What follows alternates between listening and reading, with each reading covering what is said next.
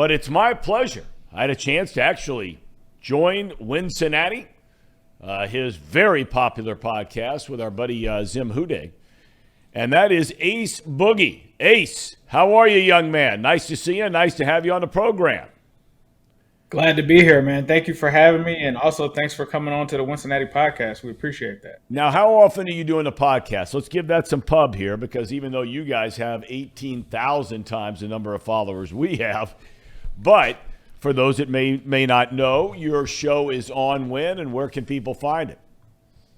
Tuesdays and Thursdays at 7:30 p.m. Eastern Standard Time on the Cincinnati Podcast YouTube channel. Now, like Zim Hude, you are not living in Cincinnati, but you follow the Bengals regularly. Where do you live, and being outside of town, and why do you follow the Bengals? I actually grew up in Cincinnati majority of my life, but I moved to Florida for college. So now I currently live in Orlando, Florida. After getting my MBA and working, I ended up staying down here. So the Bengals thing for me started when I lived in Cincinnati for sure, and I just couldn't let it go at all. Whatsoever. Where'd you go to high school, if you don't mind me asking? Wyoming High School. So oh, man, home of the Cowboys. Home of the Cowboys. We give them a tail kicking regularly over at Marymount in just about everything except for football. Not so sure about that, man. CHL champ. You might be right on that. Boy, they got a big-time football team there this year. Are you following them in the state playoffs? They're undefeated. I don't think they've lost a regular season game in like 4 years. Yeah, I actually have, because Coach Hancock, who's the coach now, I remember when he was kind of a positional coach when I was there. So I do keep up with them, and he's doing some great things with the program. I haven't checked their latest playoff game, but I knew that they were doing pretty good up until that point. Yeah, they play this weekend, and they're undefeated. They got the great running back, C.J. Hester, over there. Yes, I'm sir. still royally chapped that kid's not going to Ohio University and going to another MAC school, but that's a different conversation. Ace, give me your overall thoughts and impressions, because no one follows the Bengals closer than you do. I mean, none of these big money, high-profile guests we have on here all the time, but nobody knows them better than you do. What are your thoughts about the Bengals' 5-4 season so far? Well, obviously, you kind of have to feel like the Bengals lost some of the games that they probably should have won, right? But that was during a time where they were trying to figure out this cover two. Everybody was pretty much trying to take the explosive plays away, and Zach Taylor and the staff just really had to figure that out. And so I think they're in a spot now that's actually very similar to where they were last season, right? You talk about 5-4 going into the bye. However, when they come out of this, just like I said last year, it has to be a playoff type intensity with this team going forward, especially with some tough teams like the Bills, the Chiefs, those guys coming down the schedule. They're going to have to get in a space where they can do it. But I do feel confident that they can, because this is a team that we're in November and December. That's where they kind of made that run last season. I think that they could do the same. You know, Zim gets all fired up, when he's on the program and on your podcast, Cincinnati, about, everybody's scared to death of the Bengals. And I think he's right on that. I mean, that's the kind of team you would not want to play when you look at all of the weapons. But let's assume for a second, and look, I'm not privy to any inside information on how severe Ja'Marr Chase's injury is, how long he's going to be out. They're not saying anything about it. They probably, quite frankly, don't know. But do you think, and I know they put up the big numbers against Carolina, but Carolina's awful. But do you think that this team is capable of putting together that kind of a run, not to the Super Bowl necessarily, but I'm just saying a regular season run, you alluded to the schedule, without Ja'Marr Chase? Well, obviously, Ja'Marr Chase is a huge part of what they do, right? He's a fantastic player. He's elite. But I've always talked to people about Joe Burrow from 2020, right? He didn't have Ja'Marr Chase. He was out there with A.J. Green, who wasn't the same A.J. Green that we were used to, a rookie T. Higgins, Auden Tate at some points. Joe Mixon went down at one point. I think that they still have enough to still compete and win in these games, because when you have that quarterback like Joe Burrow, he's going to make guys like Trent Taylor, Trenton Irwin look a little better than what they are, right? That's the whole point of having an elite quarterback is because they can raise the level of the guys around you versus a guy like Andy Dalton, who when you have elite talent around him and they go down, that offense takes a huge hit. So I think that they will miss Jamar Chase, but I do think that they can make a run with the players that they have. You talk about a Joe Mixon, you talk about T. Higgins, Tyler Boyd, the ways that they are using those guys. They got to get Hayden Hurst more involved. But sure, I think with them getting a guy like DJ Reader back on defense, I think that they can still make a run towards the playoffs even without Jamar Chase. It may be tough when you go into those games against the Bills and Chiefs. Maybe those are games that you don't win. But outside of those ones, I feel like they can technically win any of these other games that they have left on the schedule without Jamar Chase. You know, you look at the defense, and up until a couple of weeks ago, the defense had not allowed a second-half touchdown. That was up until the Cleveland game. And I look at the defense, and you mentioned Reader. I know the defense last year in the postseason, everybody talks about the offensive weapons, and rightfully so. But let's face it, when they got into the postseason last year, it was the defense that won most of those games, having to go on the road and all the interceptions against Tennessee and having to go on the road and shut down Mahomes in the second half at Kansas City. I think the defense is much better even though from where it was a year ago. You agree with that? Yeah, I definitely agree with that. I think a lot of people kind of forgot, early on in the season when we were in the same point, the defense kind of did the same thing. Like the offense was really inconsistent to start last season. The defense held it together. Then when the offense really took fire, the defense wasn't where it needed to be. And then when the playoffs started, they were better. I think this one is better. I think that they're more comfortable within the system. I think guys like Von Bell are playing better. I think there are other guys that are stepping up on this team. You talk about Akeem Davis-Gaither, who wasn't there for the run last season. Logan Wilson got hurt. During that stretch, came back and played. He looks like he hasn't missed a beat since that playoff run in the Super Bowl. Jermaine Pratt doesn't get talked about enough. You're right. Eli Apple, surprisingly, has played very consistent as well. I mean, this defense, I think they're clicking on all cylinders. The only thing that I'd like to see, though, from this defense is more pressure from the pass rushing standpoint, right? Like one of the things that we were able to get last year was the interior pressure from a guy like Larry Ogunjobi. They don't have that anymore. B.J. Hill's doing a decent job, but they're going to need other guys to step up that are not named Trey Hendrickson and not named Sam Hubbard to try to deliver some more to this pass rush. And I think guys like Joseph Osai, I think those guys can definitely do it. But, yeah, I would say that the defense is playing better than they were last year, even through that playoff run. So if there are negatives or concerns for you, you just pointed out the pass rush. And I've said that from day one. I was a proponent, and I don't know the salary cap structure and where the Bengals are all the way through. I love the idea, and the Ravens beat them to it. I love the idea of going out and signing a Jason Pierre-Paul, that kind of a guy where because of the way their defensive line sets up, you'd only have to put him out there for half the plays, if even that, and just tell him go get the quarterback. Well, the Ravens made that move. The Bengals did not. So outside of that pass rush thing, what concerns you most about this team moving forward? Well, I might take a little heat for this, and I like to have guys prove me wrong. I'm not trying to get down on certain players or anything like that.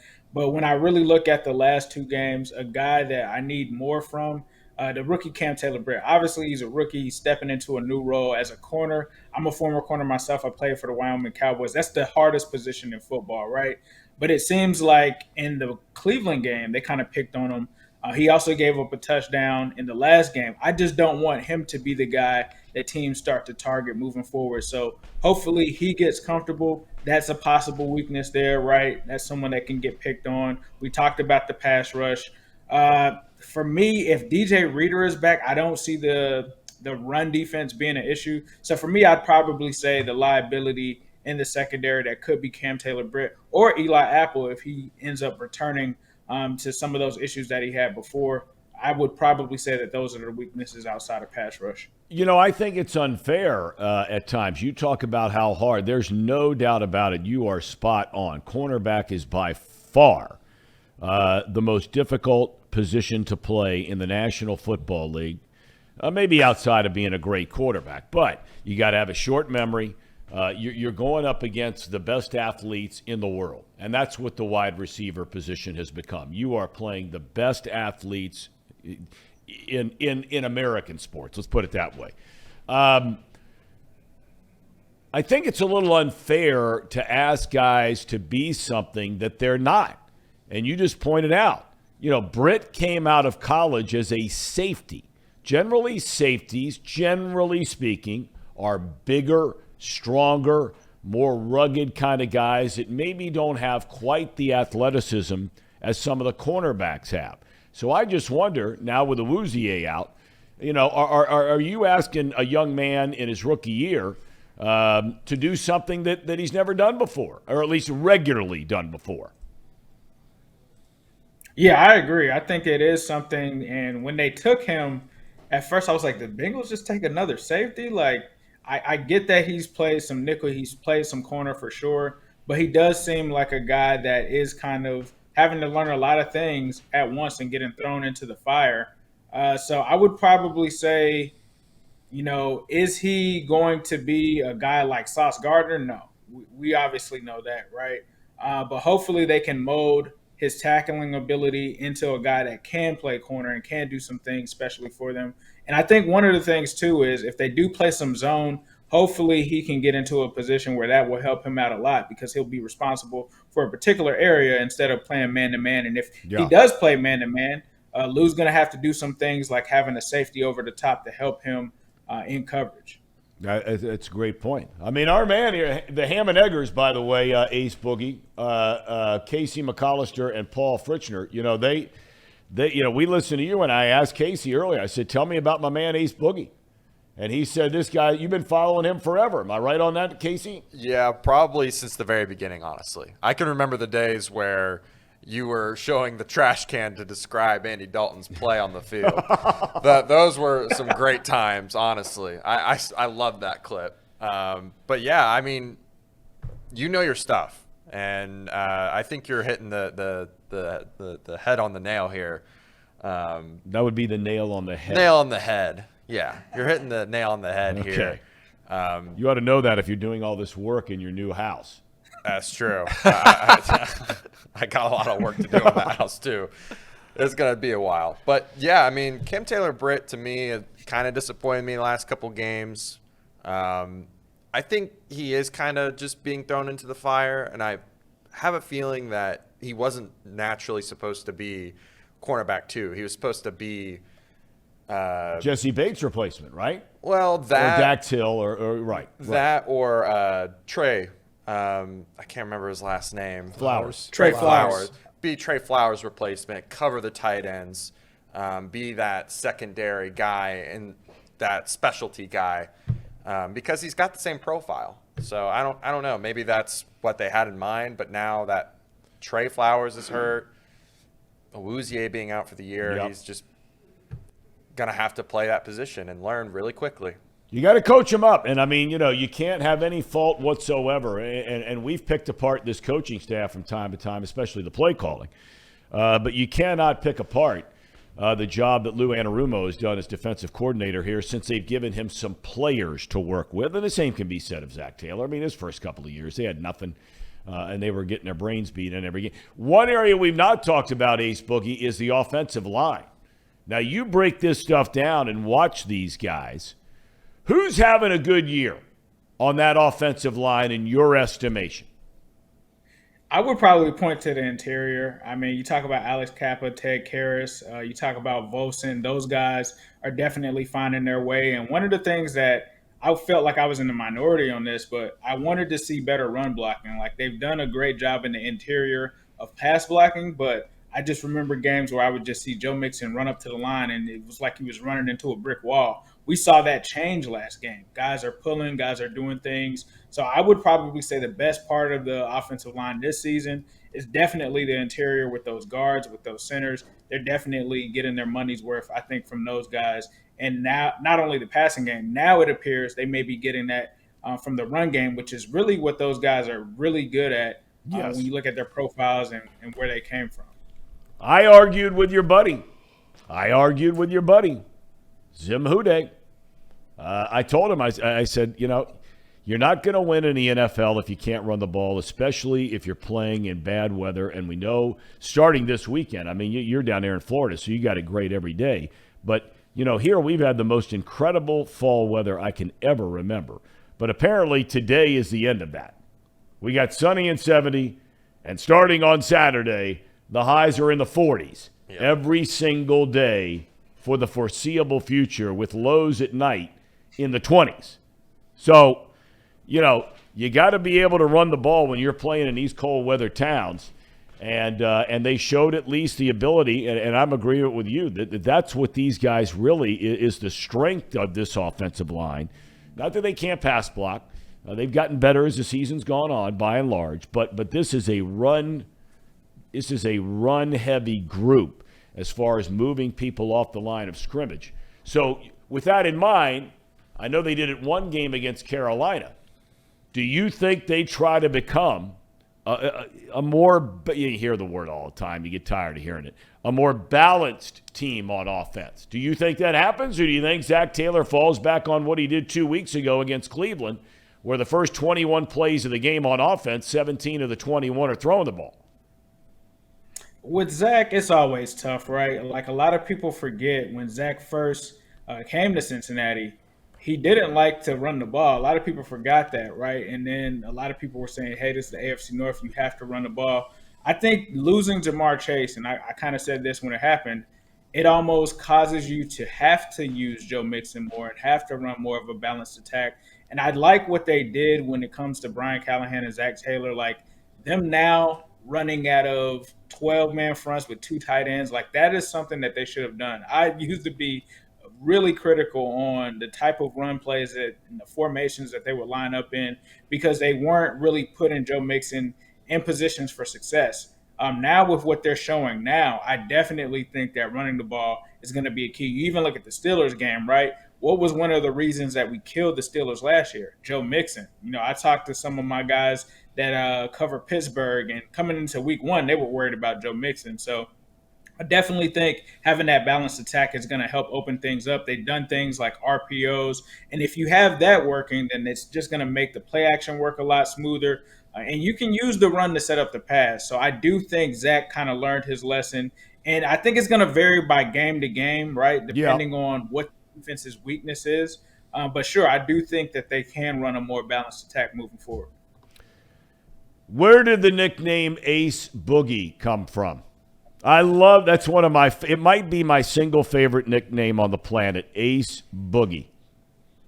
For sure. Well, it originated from my favorite movie. My favorite movie is Paid in Full. One of the main characters in there, his name is Ace Boogie. When I was starting New Stripe City, one of the founding purposes of that, or the creative ideas that I pulled from, was actually New Jack City. So instead of calling it New Jack City, I called it New Stripe City. And then I went with my favorite character from Paid in Full, Ace Boogie. So that is where the name originated from.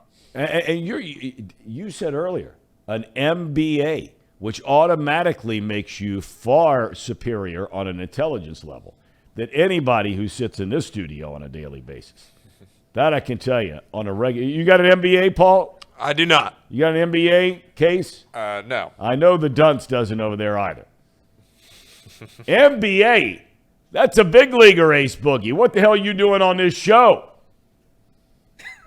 I appreciate it, man. It's something I went to FAMU for business school. It's something that I still do in my professional life, so I still use that. I actually work in tech as a business report developer, so it actually helps me in both of those angles. So I'm able to use the technology side and the Bengals, well, not the Bengals, the business side. But one of the things I've always been interested in, and you kind of talked about it on the Cincinnati podcast, has been analytics and stuff like that. I like looking at things from that view. And so it just helps me not only take care of my business professionally, but it just also kind of gives me a little insight into why things happen the way that they do. But sports has always been a passion of mine. So I love talking sports, whether I'm at work, talking business, or talking sports. That's where you'll find me. Now, the shirt you have on there, that's the stuff that you and Zim are selling, right? Migos, stuff like that going on, right? It's a big league T-shirt. Yes. Zim has his T-shirts as well, and then I have mine, which is the Migos. This this thing came about when the Migos actually released an album last year. Unfortunately, they had a member pass away. Yep. But they had an album that was coming out, and everyone was trying to figure out what nickname to call this trio of receivers. And at the time, I had not really done any graphic design or anything like that. And I saw the Migos' new album, and the album cover was like their three faces molded together. And I was just like, they're the Migos, like three receivers, three rappers, let's put it together. And I reached out to a couple of people, right? And they were kind of dragging their feet on doing it. So I just said, you know what? Had to grab the Thanos gauntlet. I'll just do it myself. And so I put the shirt out, I made the design, and I didn't think anything of it. Like, it didn't really take off super fast. And so I ended up sending the shirts to Joe Burrow and every one of the Migos. So T. Higgins, Jamar Chase, and Tyler Boyd. A lot of people don't realize the first person that actually posted it, he didn't wear it, but he posted it, was Jamar Chase. Really? And then after that, I heard nothing. So I was like, well, maybe they're mad that I used their faces. I don't know what's going on. And then when the Bengals played the Ravens and all three receivers had big games, my phone just started blowing up randomly at night. Tyler Boyd apparently had worn the shirt that night, posted on his story, was like showing, gloating. Actually, this exact shirt, because I sent him a black one. I believe I sent Jamar Chase an orange one. And I sent Joe a white one. And I believe I sent T. Higgins a white one. And so that got a lot of traction. And then I happened to be out with my wife for her birthday, celebrating at Disney World, watching the Chiefs-Bengals game. And as we're on the float kind of going over into Disney World, my phone starts blowing up again. And then Zim calls me. Zim's calling me. And so at first I'm like, I'm with my wife. You know how that is. I'm not going to answer. Then she's just like, babe, pick it up. So I pick it up and he's like, bro, you see, look at Twitter. Joe's wearing your shirt. Joe decides to wear it. So that was just an amazing feeling. And I appreciated it. It sent a message, I think. And that's one thing that I admire about Joe and I appreciate about Joe is there's always a message before he goes into games. Casey? Yeah. You know what's funny about that story, Ace, is I actually went to Florida to Disney the exact same time wearing that shirt, that white Migos shirt. And I'm on the plane, the game is happening on the plane. And I'm just like sitting there just depressed because at the time they were down like 21-7. Is this a playoff game or the regular season? No, this is the regular season game. Regular season. Yeah, and I'm just like, oh gosh, this is not great. And then I get off the plane and they won, and I'm looking on Twitter. I'm like, yes, the Migos, and I'm like just smacking my shirt and whatnot. And I saw that he's wearing the same white Migos shirt. I'm like, wow, this is just awesome, man. Like, great for you, great for the community. It was just an awesome time. It's cool. Yeah, especially because we beat the Chiefs the way that we did. It was just like, oh yeah, it was just something crazy. I don't know. That's awesome. Yeah. That's good stuff. Definitely. Well, Ace, we appreciate your time today, my man, and we'd love to have you back sometime if you'd be willing. Always love to have you back. You obviously know the Bengals inside and out as well as anybody that we've had on this program, and we appreciate your insights and your time today. So have a great rest of your day down there in sunny Florida. Although I wonder. You're well off the coast in Orlando, but any concern down there with the hurricane coming in and some of the after effects in your area? We did get hit a little bit this morning around probably about 3:00. It's still some rain a little bit outside, but when I went out, it was just a lot of branches and debris. So thankfully, nothing major, but definitely prayers for those that may have been hit a little harder. But yeah, so far we are good. So hopefully it stays that way. Still have power, still have everything. So we will definitely be weathering the storm. Hopefully it'll get back to those sunny days next week. But appreciate you guys for having me for sure. All right. Take care of yourself, Ace. We'll see you soon. Yes, sir. Who day? Who day indeed. Ace Boogie.